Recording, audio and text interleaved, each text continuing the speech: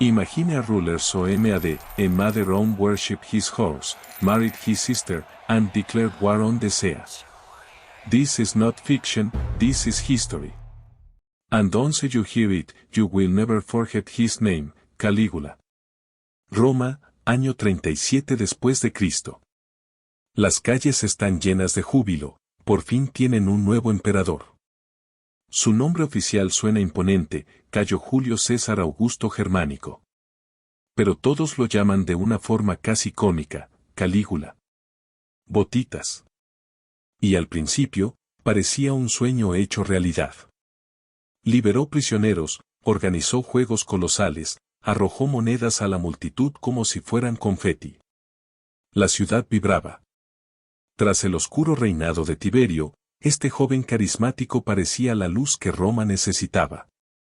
Pero la alegría ocultaba un detalle inquietante. Calígula era generoso, demasiado generoso. Gastaba el tesoro imperial como si no hubiera mañana. En pocos meses arrasó con la fortuna que Tiberio había acumulado durante décadas. Y entonces llegó la extravagancia más absurda. Ordenó construir un puente de barcos, uniendo dos costas solo para cabalgar sobre el mar durante días. Quería demostrar que podía desafiar la profecía que decía que jamás sería emperador, a menos que caminara sobre el agua. El pueblo reía, lo llamaba creativo. Pero en realidad, aquello ya era un síntoma de locura. Y entonces, la fiebre lo cambió para siempre. ¿Alguna vez te has preguntado cómo se crea un monstruo? Cayo nació en el lujo más absoluto. Hijo de Germánico, el general más querido de Roma, y de Agripina, descendiente directa de Augusto. Parecía destinado a la gloria. Pero, ¿qué recuerda un niño criado en un campamento militar? Sus canciones de cuna fueron gritos de guerra. Sus juegos, entre cascos y espadas manchadas de sangre. Los soldados lo adoraban, lo llamaban su amuleto, pero lo estaban moldeando en acero y miedo. ¿Y qué pasa cuando pierdes a quien más amas? A los 7 años, Germánico murió envenenado, al menos, eso creía su madre. Desde ese día, Agripina susurró a sus hijos que el emperador era un asesino. Roma no era hogar, era un nido de serpientes. Uno por uno, sus hermanos desaparecieron. Su madre murió de hambre en el exilio. Solo quedó Cayo, el niño que aprendió a fingir obediencia para sobrevivir. Ese niño sonriente, ya no era un niño. Era un lobo escondido bajo una máscara. Ese lobo despertará cuando el cuerpo arda en fiebre. ¿Y si la persona que vuelve de la cama de enfermo, ya no es la misma? En el año 37, Calígula cayó en una fiebre brutal. Delirios, silencio en el palacio. Roma entera rezaba, convencida de que su joven emperador moriría. Pero cuando abrió los ojos, algo había cambiado. ¿Has sentido cómo un lugar puede volverse extraño de un día a otro? Eso pasó en el palacio. Donde había risas, apareció un miedo espeso. Los esclavos desaparecían sin explicación. Un senador fue ejecutado por estornudar. Otro, porque su toga tenía el color equivocado. La ciudad que había celebrado su llegada, empezó a caminar en puntillas. Nadie sabía qué palabra, qué gesto, podía costarte la vida. ¿Y qué ocurre cuando todos callan por miedo? El silencio se convierte en una prisión invisible. El hombre que Roma había amado, había muerto en esa cama. Lo que despertó era alguien más. Al amanecer habrá un nuevo dios, y no será Júpiter. ¿Hasta dónde llega la locura cuando nadie se atreve a decir no? Calígula ya no quería ser solo emperador. Quería ser Dios en vida. Ordenó levantar estatuas con su rostro en cada templo, reemplazando a los antiguos dioses. Y construyó una pasarela privada que unía su palacio con el templo de Júpiter. Así, podía caminar cada noche, para hablar de igual a igual con el Dios Supremo. ¿Y qué pensaba el pueblo? Que el delirio era brillantez. Que la arrogancia era genialidad. Porque en Roma, el miedo disfrazaba la verdad. Su capricho más grotesco llegó con Incitatus, su caballo favorito. Una casa de mármol, comederos de oro, sirvientes humanos para cuidarlo. Calígula insinuó hacerlo cónsul. Imagínalo, senadores veteranos inclinándose ante un animal que relinchaba en el corazón del poder. ¿Y cómo terminaba cada mañana en Roma? Con multitudes obligadas a formar fila. Para besar sus pies, quemar incienso y adorarlo como si fuera el único Dios verdadero. El culto al yo había comenzado. Lo indecible no llega en un templo, llega en un dormitorio. ¿Hasta dónde puede llegar un hombre que ya se cree un dios? Después de obligar a Roma a adorarle, Calígula cruzó un límite que ni el imperio podía imaginar. La mujer que ocupaba el lugar de honor en sus banquetes no era su esposa, era su hermana Drusila. ¿Te imaginas ser embajador extranjero, llegar a Roma y ver al emperador comer del mismo plato que su hermana, y llamarla mi esposa?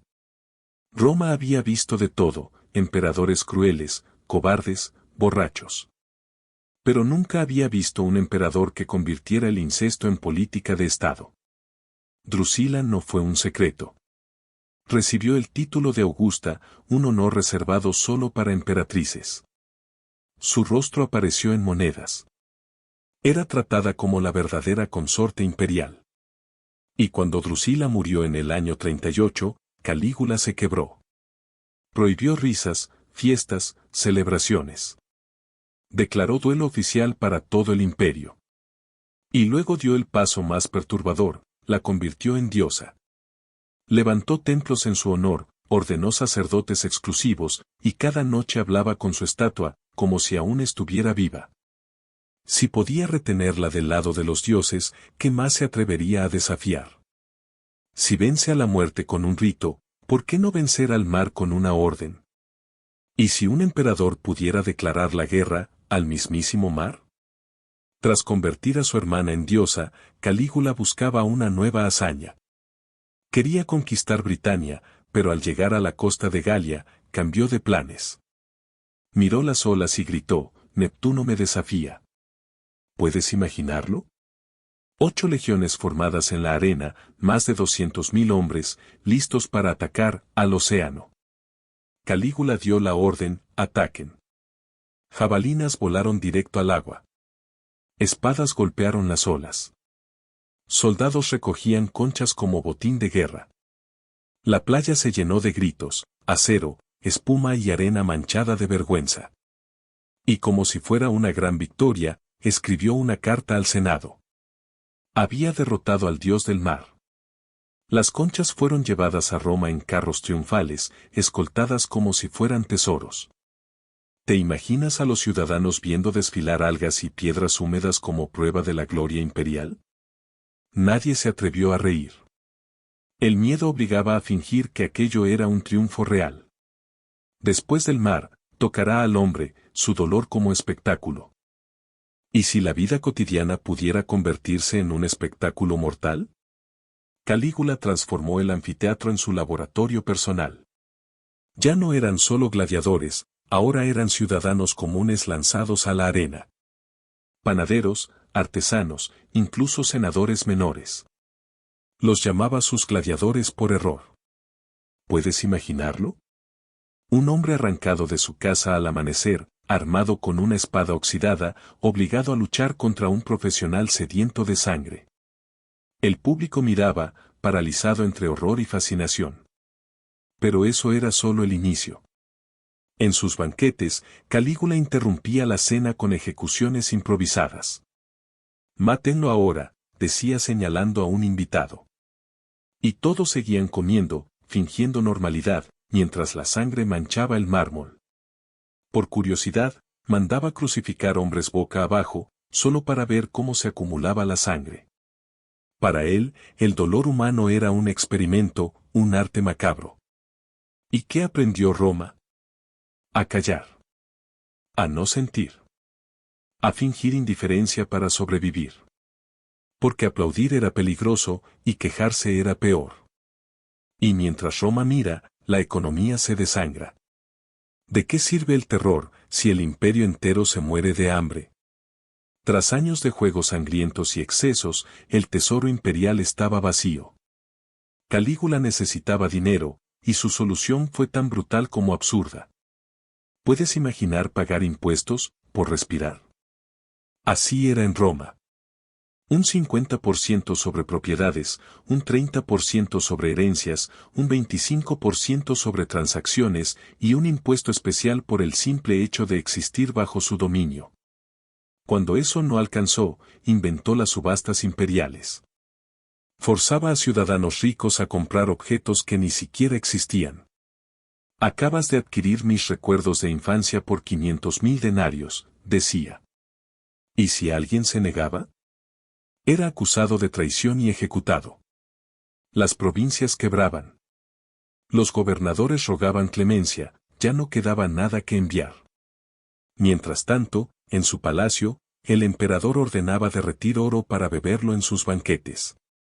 Los niños mendigaban en las calles y él consumía literalmente la riqueza de un imperio. Roma sangraba por dentro.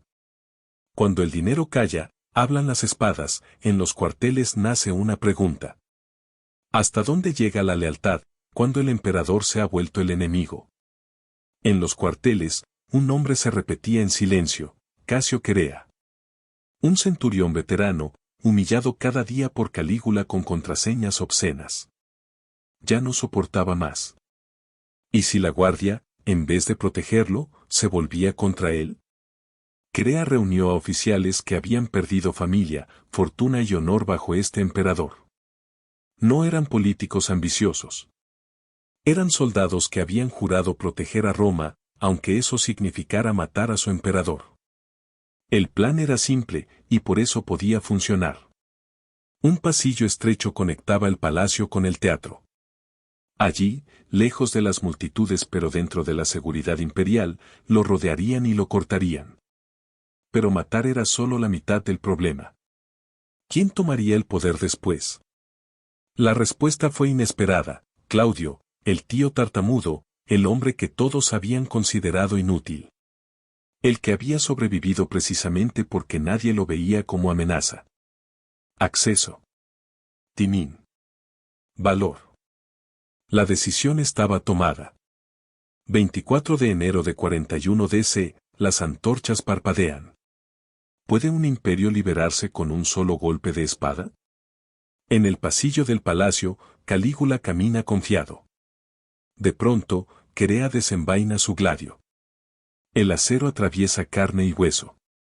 El emperador grita: «Soy un dios».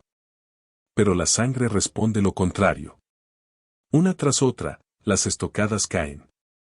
5, 10, 20, 30. El mármol se tiñe de rojo. El hombre que se creyó eterno cae como cualquier mortal. Roma, por primera vez en 4 años, respira en silencio. Los pretorianos, desesperados por un nuevo orden, levantan a Claudio como emperador. Y con él llega la damnatio memoriae. El nombre de Calígula borrado de estatuas y monumentos, pero no de la memoria de quienes sobrevivieron. Porque lo que dejó no fueron ruinas, sino una advertencia. El monstruo nació de 3 ingredientes: trauma, poder absoluto y ausencia de límites.